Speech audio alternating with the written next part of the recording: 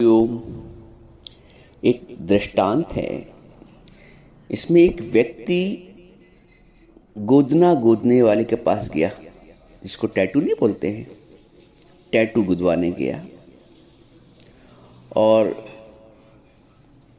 Tattoo गुदवाने के पास जब गया तो उस गोदने वाले से कहता है, टैटू गोदने वाले से कहता है कि मैं सिंह राशि में पैदा हुआ हूं, मेरे हाथ में शेर बना दो।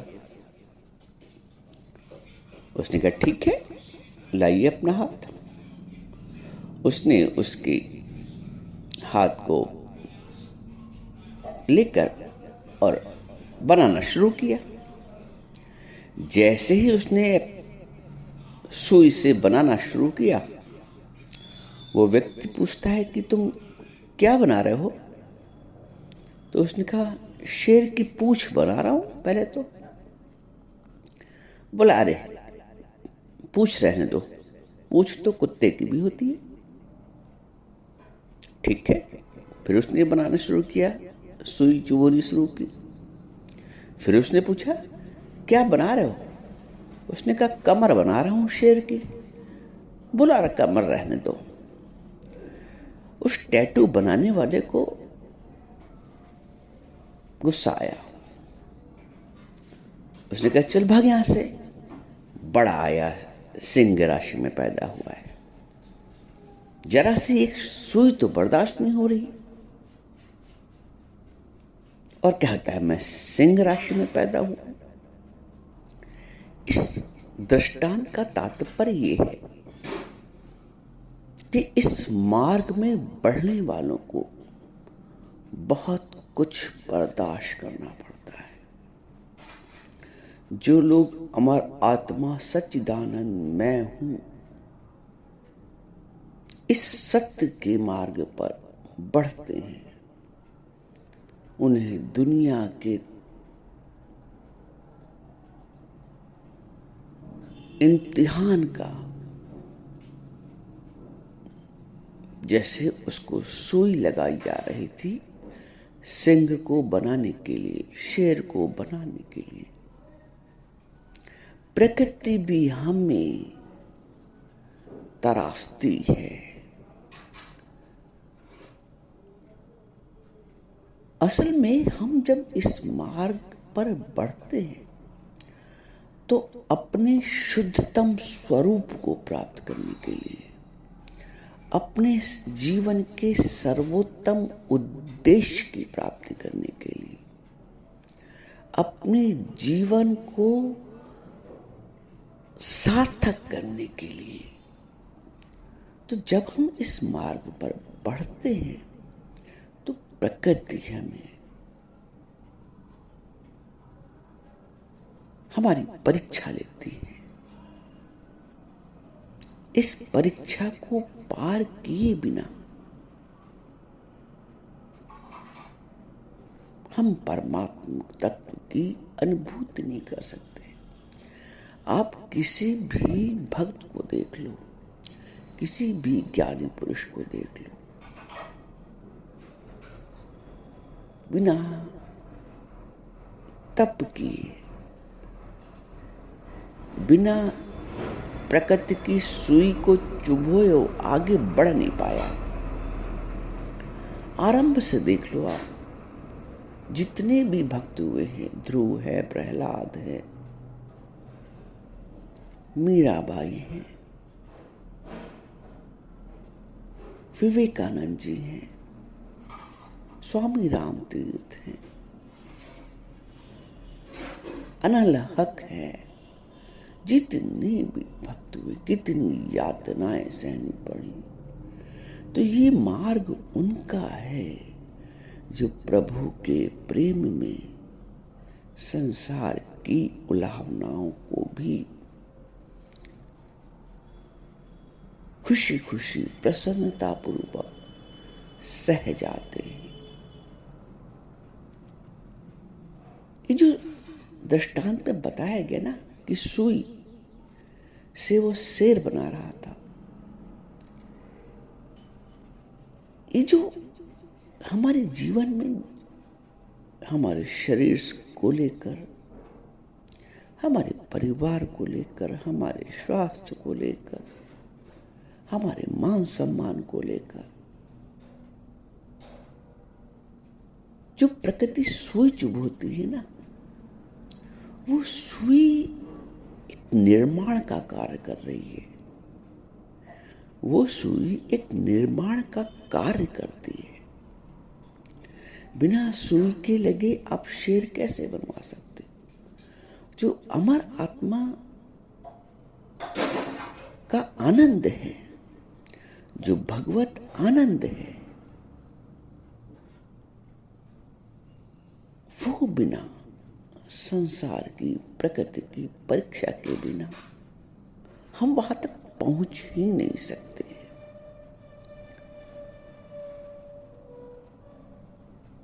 हमने क्या बर्दाश्त किया है प्रभु के मार्ग पे? क्या बर्दाश्त किया है? और जब कभी प्रकृति परीक्षा लेती है तो हमारा विश्वास टूट जाता है। हर पल प्रकृति परीक्षा ले रही है, हर पल। जरूरी नहीं कोई बड़ा कष्ट आए। किसी ने अपने आपके मान को ठेस पहुंचा दी, किसी ने आपका आदर नहीं किया, किसी ने आपकी बात को नहीं सुना, किसी ने आपसे बिना पूछे कोई कार्य कर लिया, अब आपका पारा चढ़ गया। दुखो समझना, अज्ञान की दृष्टि से लोगे तो एक बड़ी बात हो गई, ज्ञान की दृष्टि से लोगे तो कुछ ठीक है, कर लिया तो उसने कर लिया अपने मन से। मैं अपनी शांति को भंग क्यों करूं?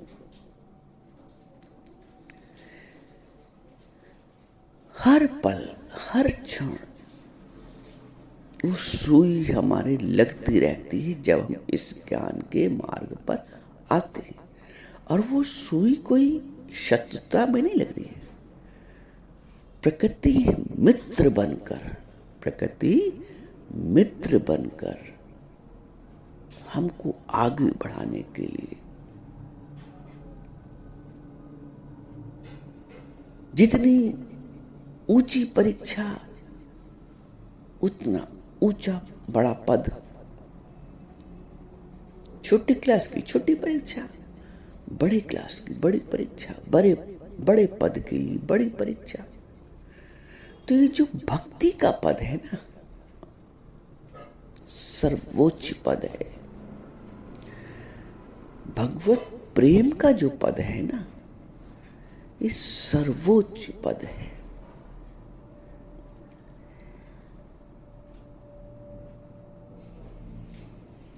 भक्ति अर्थात भगवान। देखो, वास्तविक भक्ति वो होती है जब विभक्ति समाप्त हो जाती है। विभक्त कैसे है? यदि मैं हूं और मैं भगवान की भक्ति करता हूं, मैं भगवान की पूजा करता हूं, तो यहां भक्ति करते हुए भी हम विभक्त हैं। ऐसे में बहुत परीक्षाएं नहीं होंगी। देखो, दुनिया के लोग सारे कर्मकांड भी कर रहे हैं, सारे नियम धर्म भी कर रहे हैं, लेकिन उनके सामने कठोर परीक्षाएं नहीं आती। उनका जीवन ऐसे ही घंटी हिलाकर, शंख बजाकर, कुछ पाठ कर कर, कुछ व्रत कर कर व्यतीत हो जाता है। अपनी तरफ से वो भक्ति का आचरण कर रहे हैं, लेकिन ज्ञान के दृष्टि से देखें तो वहां विभक्ति है। वहां भक्त और भगवान पृथक पृथक है। और ज्ञानी भक्ति जो भक्ति करता है ना, उसमें मैं का भेद समाप्त हो जाता है। तो जब मैं का भेद समाप्त हो जाए उसे भक्ति कहते हैं। जब मैं का भेद समाप्त हो जाए उसे वास्तविक भक्ति कहते हैं। तो जो वास्तविक भक्ति के मार्ग पर आते हैं उन्हें मैं का भेद समाप्त करना होता है। द्वैत से अद्वैत भाव में आना होता है। द्वैत से अद्वैत भाव में आने के लिए प्रकृति परीक्षा लेती है। इसको ऐसे समझे कि जैसे एक प्लेन कपड़ा है। पुराने समय में स्त्रियां अपनी साड़ियां कढ़ाई करती थी। प्लेन साड़ी लाकर उस पे कढ़ाई कर ली, बूटे बना लिए। तो प्लेन साड़ी को कढ़ाई करने के लिए उस साड़ी को सुई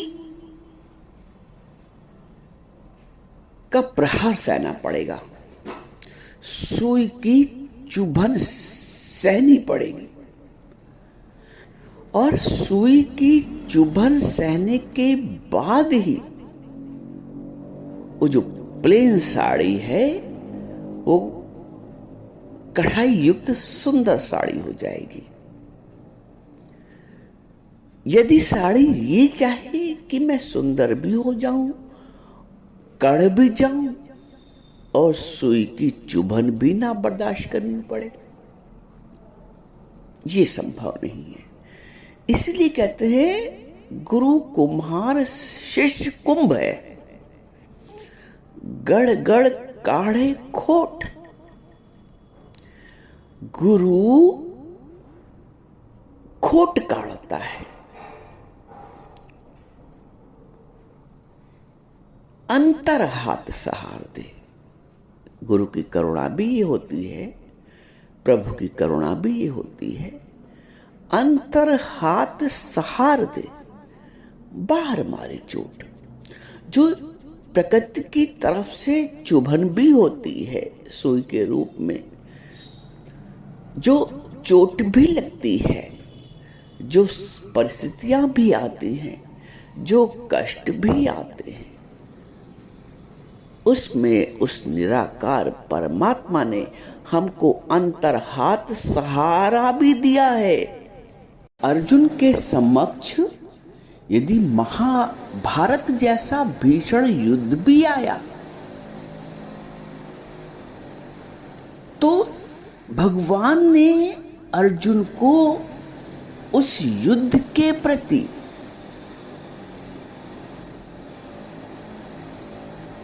युद्ध को करने के लिए शक्ति और सामर्थ्य के रूप में ज्ञान का शस्त्र भी दिया। मैं ज्ञान के शस्त्र की बात कह रहा हूं। अर्जुन के पास आप जो कहते हो गांडीव था, इतने अस्त्र शस्त्र थे। अर्जुन उन अस्त्र शस्त्रों से नहीं जीता युद्ध, इस बात का भ्रम निकाल दो। अर्जुन ज्ञान के शस्त्र से महाभारत का युद्ध जीता है। महाभारत के युद्ध में विजय प्राप्त करने से पूर्व उसने अपने मन पे विजय प्राप्त की है, और मन पे विजय प्राप्त करना सिर्फ ज्ञान रूपी शस्त्र के माध्यम से ही हो सकता है। इसे कहते हैं अंतर हाथ सहार दे। जैसे भगवान ने अर्जुन को अंतर हाथ सहार दिया, ऊपर से परिस्थितियां कैसे भी आई, लेकिन अंतर हाथ सहार भईता। ऐसे ही हमारा गुरु, हम नहीं समझ पाते हैं परिस्थितियों के आने से पहले, हमारा गुरु ज्ञान के शस्त्र के माध्यम से हमें सामर्थ्यवान बनाता है। ज्ञान का शस्त्र हमें परिस्थितियों रूपी युद्ध लड़ने की सामर्थ्य शक्ति प्रदान करता है। ये ना समझना कि मैंने परिस्थितियों पे विजय प्राप्त कर ली, मैंने सब कष्ट आराम से सह लिए। जो कष्ट आराम से सहे हैं या जो सहते हो, उसके पीछे गुरु की शक्ति, गुरु का ज्ञान, गुरु का निष्काम प्रेम कार्य कर रहा होता है। और यदि तुमने उस प्रेम की अवहेलना की, उस ज्ञान की अवहेलना की, तो तुम जो प्रकृति परीक्षा ले रही थी उस परीक्षा में असफल हो गए। और यदि तुमने अपनी श्रद्धा विश्वास को बनाए रखा तो प्रकृति की द्वारा ली जा रही परीक्षाओं में तुम सफल हो गए। अर्जुन यदि ये समझता कि मैं अर्जुन हूं, और अर्जुन ज्ञान से पहले समझता भी था कृष्ण को अपने से पृथक, अर्जुन विभक्त था। वो समझता था कि मैं भक्त हूं, लेकिन ज्ञान की दृष्टिकोण से वो विभक्त था। ज्ञान के बाद वो भक्त हुआ है। जब भगवान ने उससे कहा है, पहले अर्जुन अपनी अलग आइडेंटिटी समझता था, अपना अलग अस्तित्व समझता था। भगवान ने कहा है अर्जुन से, तुम ये ना समझो कि मैं अर्जुन हूं। पांडवा नाम धनंजय, पांडव में अर्जुन भी मैं हूं। तो जो साधक है वो ये ना समझे कि मैं साधक हूं, मैं साधना कर रहा हूं, मैं ज्ञान सुन रहा हूं, मैं परिस्थितियों को सह रहा हूं। अरे उसके पीछे जो सामर्थ्य है, जो शक्ति है, वो हमारे गुरु की है। पांडवा नाम धनंजय। तुम ये मत समझो कि मैं हूं, मैं के पीछे वो गुरु छुपा हुआ है, वो निराकार परमात्मा छुपा हुआ है। इसलिए यदि तुम्हें इस युद्ध में सफल होना है तो प्रकृति की द्वारा ली जा रही परीक्षाओं को पास करो, उसमें सफल हो। और उसमें सफल तभी होगे जब कृष्ण को आगे रखोगे। अर्जुन जब कृष्ण को आगे रखता है, जब तुम गुरु के आगे रखोगे, तब उन परिस्थितियों में तुम सफल होगे, तब उन परीक्षाओं में तुम सफल होगे। इसलिए जो अहम का भ्रम है, इसको दूर करो और अपने भगवत भाव को, अपने भगवान को, अपने गुरु को सदा प्रकट करो।